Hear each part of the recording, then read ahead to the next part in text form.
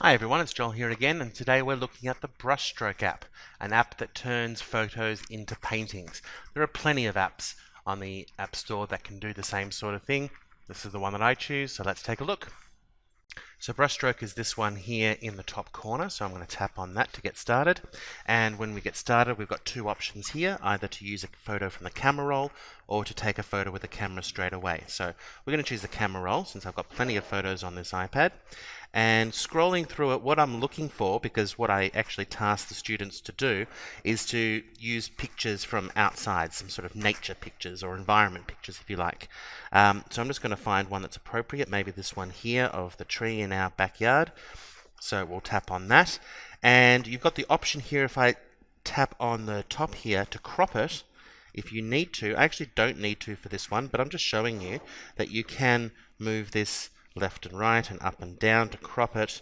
You can tap on aspect here to change it to maybe like a square or something like that.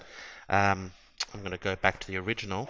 And you can, there's a rotate button here as well if that's something that you wanted to do as well. But I'm just going to leave it as it is, and I'm just going to press crop because I'm not making any changes. And then I'll press the next arrow to go to the next step, which is to choose the type of painting. And I guess this is why I like this kind of this app, because there are so many different types of paintings to choose from, and you can go through with the kids. I mean, not every option, because as you can see, there are tons and tons. There's probably about 50 or 60. But you can talk to them about the different styles of painting. I've got abstract here, so I can tap on one of those and see how that looks. Bold, see what that kind of thing looks like, and lead, how that looks, and just go through the different ones and see which one sort of captures their fancy. It's important to say to them that you want something that actually looks good for your photo. Not all of these styles do look good for the particular photo, so it's whatever their taste is, but it's also what's appropriate for the picture. I'm going to leave it at this one actually, because I really like this one. You can see my signature there at the bottom, and that's because I've used this app before for demonstrations, and I have put my signature on it. I'm going to show you how to do that in just a bit. But that's the picture I'm going to go with. So then the next step, down here you can see right now the green paintbrush is selected, so I've chosen my painting type. Let's go to the palette now, and here I can change the color tint to all sorts of things. I actually really like it the way it is, but let's just go through some. We can change the tones, as you can see here. We can change it to heavy, which really changes it quite a lot. It's quite a nice one, actually. I'll remember that one, veil. Okay. Shades here as well, if you're going for a more monotone look. Segments, which is sort of does the same sort of thing. Saturation. All sorts of things. Again, there are lots and lots and lots and lots of filters that I encourage you and your students to go through and to find which ones you like. Let's go back to veil. Where was that one? I really like that one. I think it was here. Yeah, I like that one. It really brings out the colors. It looks really nice. Okay, so then the next step here is what kind of canvas.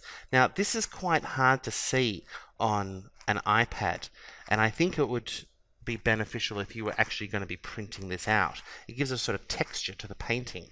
So for example, I could give it a sort of rough one here, and I don't know if we can really see the difference there, but there is a difference.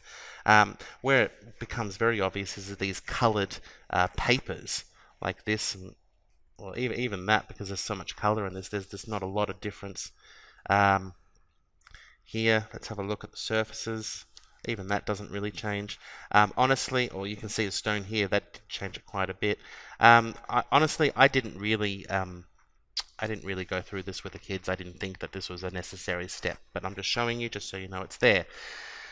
Now the next step is really important, because this step is where we can change a lot of the values, and we can sort of go through each one and explain to the children exactly what these mean. So contrast, for example, means difference. So I've tapped on contrast, and just with my finger I can sort of swipe to the left to reduce the contrast, and you can see at the top it says contrast 0. If I push it all the way to the end, so it's 100, you can see it's really saturated, and the contrast, the difference between black and white and the colors is quite strong. That's probably too much, so let's just sort of bring it down a bit. You've also got brightness and saturation and all sorts of things, exposure that could be useful if your photo wasn't ideal, changing the temperature if you wanted it warmer or colder, or actually making it warmer actually looks nice with this one, very summery kind of look, and all sorts of things. So it definitely encourages students to play around with those settings, because that's what makes it their own. That's what makes it their piece of art, not just something that a filter's come up with. I think it's really important for them to play with these settings to make it their own. And then over here, the last one is where the signature is. Now, I've already put my signature in, but I'll just clear that to show you. So I'm going to clear my signature. And if you're using the same iPad with different classes, obviously you'll have to get the kids to clear their signature as well. I've got a stylus here because it's easier to sign with a stylus than it is with a finger. And I'm just going to do another kind of signature here like this. There we go. And you can give it a color if you want to. Maybe make it a black and see how that looks, or white. I guess that depends on what photo that you've got. But I'm happy with that, and I'll press done. Okay, then so the last step then is to save it. So we're going to press the top right arrow there to go to this, and then there's the picture, nicely done, and we can press save, and then that just saves it to the camera roll, ready to do with whatever you want to do. So that's Brushstroke. As I said, there are plenty of other apps that do similar things, but I like this one especially for that last step where you can really change the values, the brightness, the contrast, the vibrance, the saturation, the exposure, the temperature. All of those sort of things means that you're fiddling around with a filter. You're not just accepting the filter at face value, and you're really making the artwork your own artwork, which I really like. So that's Brushstroke. Thanks for listening.